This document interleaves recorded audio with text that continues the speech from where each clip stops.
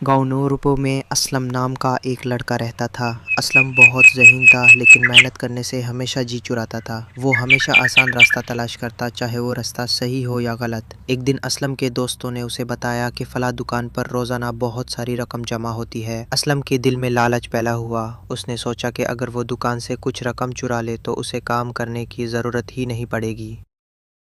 रात को असलम चुपके से दुकान में दाखिल हुआ और थोड़े से पैसे चुरा लिए। अगली सुबह दुकानदार ने फ़ौरन चोरी का पता लगा लिया, क्योंकि दुकान में कैमरा लगा था। वीडियो में असलम की चोरी करते हुए तस्वीर साफ दिखाई दे रही थी।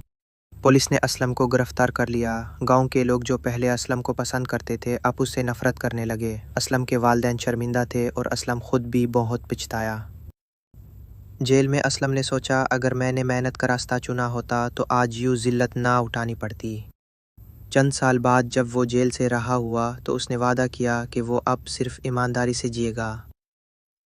असलम ने मेहनत शुरू की और वक्त के साथ साथ लोग फिर से उस पर भरोसा करने लगे।